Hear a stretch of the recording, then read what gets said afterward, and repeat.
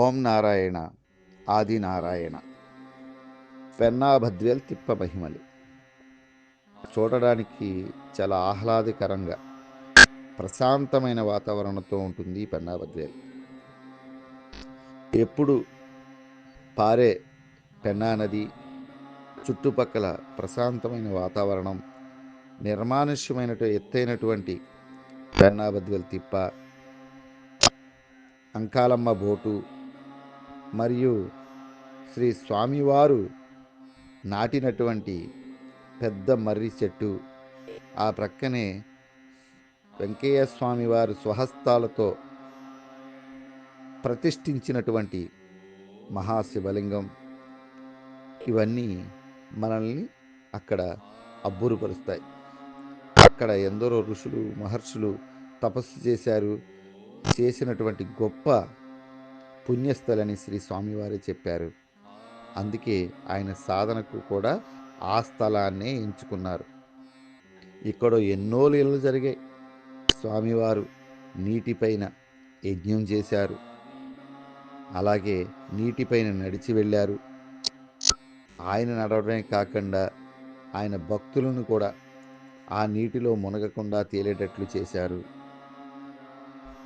ఒక్కెమ్మ తల్లి పొంగి పొర్లే ఆ నదిలో మొకాళ్ళు వరకు మాత్రమే నీళ్లు వచ్చేటట్లుగా శక్తినిచ్చి ఆ ఏటిని దాటించారు. ఇలాంటి లీలలు ఎన్నో చదువుకున్నాం కదా. మరి అలాంటి గొప్ప పుణ్యస్థలి అయినటువంటి పెన్నాభద్వేలు గురించి మరికొన్ని విషయాలు తెలుసుకుందాము. శ్రీ స్వామివారు ఒకసారి తపోనిష్టలో ఉండగా భారీ వర్షం కురిసి పెన్నా నది పొర్లిపోతూ ఉంది. అదే కాక చుట్టుపక్కల ఉన్న చెరువులు కాలువలు నీటితో మునిగి ఆ చెరువు కట్టలు తెగి ఏటిలో చుట్టుపక్కల ఉన్నటువంటి కాలువలన్నీ నీటితో ఉధృతంగా ప్రవహిస్తూ ఆ నీటి ఉరవడికి చుట్టుపక్కల గ్రామస్తులందరూ కూడా భయపడుతూ భయభ్రాంతులకు గురయ్యారు. ఏటి గట్లు తెగిపోయి ఊర్ల మీద నీరు ప్రవహిస్తుంది. ఇక తమ ఇండ్లు వాకిళ్ళు జలమయం అయిపోతాయేమనే ఆందోళనతో ప్రాణాలను అరచేతిలో పెట్టుకుని జనులు బాధలను పెట్టుకుని ఉన్నటువంటి జనుల బాధలను చూసి దయాహృదుడు అయినటువంటి ప్రేమమూర్తి వెంకయ్య స్వామి, ఆపద్బాంధవుడు అనాథ రక్షకుడు అయినటువంటి వెంకయ్య స్వామి ఒక చీటీ రాయమని, ఇది సృష్టి చీటీ అని చెప్పి, అమ్మా నీవు ఊర్లోకి వస్తే జనులు బాధపడతారు కదమ్మా అంటూ ఆ చీటీని ఆ నీటిలో వేశారు.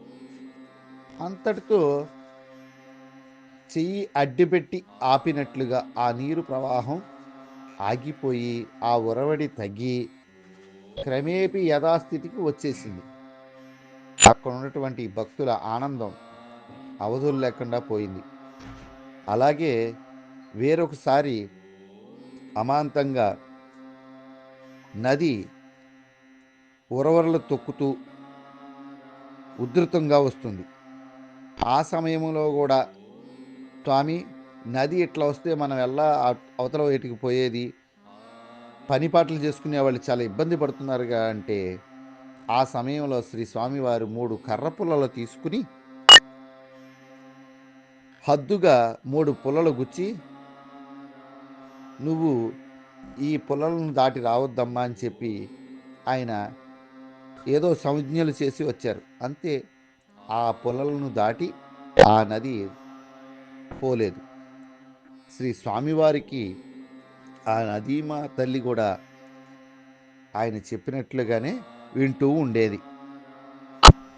ఒకసారి 1952 సంవత్సరంలో తన సేవకులతో పాటు చిన్న ఆశ్రమాన్ని గొలగముడిలో నిర్మించుకున్నారు. తర్వాత అక్కడి నుండి వచ్చిపోతూ వెళుతూ ఉండేవారు. అలాగే 17/2/2008 శ్రీ బైనబైన స్వామివారు పెన్నాబద్వేల్ తిప్పపైన ఒక ఆశ్రమాన్ని సంకల్పించి జంగారెడ్డిగూడ నుండి 25 మంది భక్తులు శంకుస్థాపన కార్యక్రమంలో పాల్గొన్నాం. ఆ రోజు చాలా ఆహ్లాదకరమైనటువంటి విషయాలు చాలా జరిగాయి. కానీ నా అనుభవం ఒకటి మాత్రం చిన్నది చెప్తాను. తిప్ప మీద మేమంతా రాత్రులు ఓం నారాయణ ఆదినారాయణ నామ సంకీర్తన చేస్తూ ఉన్నాం. అగ్నిగుండం దగ్గర కూర్చుని ఉండగా సుమారు వేకువజామున 3:30 శ్రీ వెంకయ్య స్వామి వారు నాటిన మర్రి చెట్టు దగ్గరకు కునుకు పట్టింది. మంచి నిద్ర పట్టింది. దాదాపు 4:30కి ఎవరో ఒకరు స్వప్నంలో వచ్చి అక్కడ కూర్చుని ఉన్నారు. వారు ఎవరో నాకు గుర్తు తెలియదు. కానీ వెంకయ్య స్వామి వారు మాత్రం స్వయంగా నా దగ్గరికి వచ్చి నాకు వెంకయ్య స్వామి వారి విగ్రహం నా చేతిలో నవ్వుతూ పెడుతున్నారు. నాకు అర్థం కాలేదు. నేను తీసుకుంటూ ఉన్నాను. పక్కన ఒక ఆవిడ నన్ను తట్టి స్వామి వచ్చారు లే లే లే అన్నారు. తట్టి లేపటంతో కళ్ళు తెరిచి చూశాను. అంటే కూర్చునే ఉన్నాను, నిద్రలో తూగాను. మా గురువు గారు అయినటువంటి శ్రీ బైనబైన స్వామి వారు అగ్నిగుండం దగ్గరికి వచ్చి వెడుతూ ఉన్నారు. కలలో స్వామి వచ్చారు. కానీ నిజంగా స్వామి వచ్చారు ఈవిడంటే నేను ఆశ్చర్యపోయాను. కానీ తీరా చూస్తే అది కళ. నిజంగా గురువు గారు వచ్చి వెళుతున్నారు. ఓహో అనుకున్నాం. తర్వాత ఆ కళ అక్కడ చెప్పడం. తెల్లవారే శ్రీ స్వామివారితో ఇలా వచ్చింది అంటే దానికి సమాధానంగా ఏం చెప్పలేదు. నవ్వారు. ఓహో అలాగా అన్నారు. తర్వాత సరిగ్గా ఇది ఫిబ్రవరి 17న జరిగింది. మార్చి 24వ తేదీన మా గ్రామం శ్రీ స్వామివారు అంటే గురుదేవులు బైనబైన స్వామివారు వెంకయ్య స్వామివారి పటంతో మా ఊరు వచ్చారు. ఆ రోజు మంగళవారం.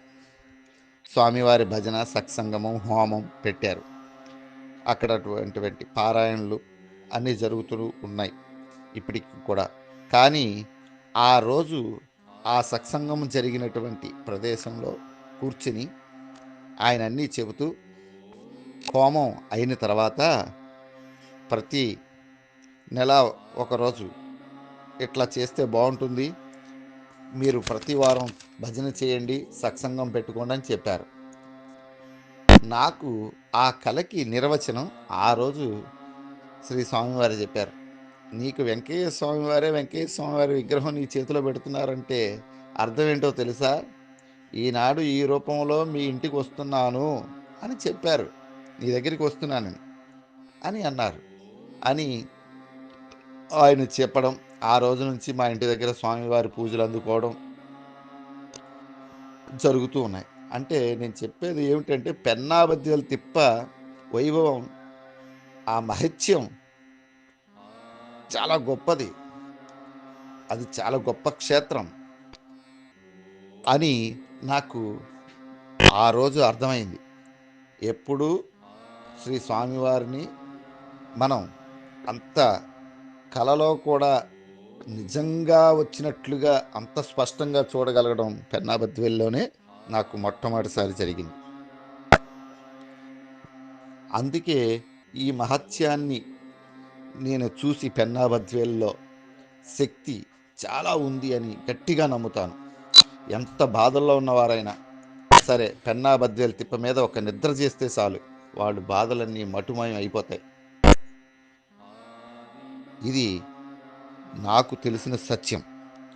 ఓం నారాయణ ఆదినారాయణ. అవకాశం ఉన్న ప్రతి ఒక్కరూ కూడా స్వామివారి దగ్గరికి వెళ్ళినప్పుడు పెన్నాబద్వేలు కూడా దర్శించుకోవడానికి ప్రయత్నం చేయండి. అవకాశం ఉంటే నిద్ర కూడా చేయండి. గురుదేవుల బైన బైన స్వామి మహారాజ్‌కి జై.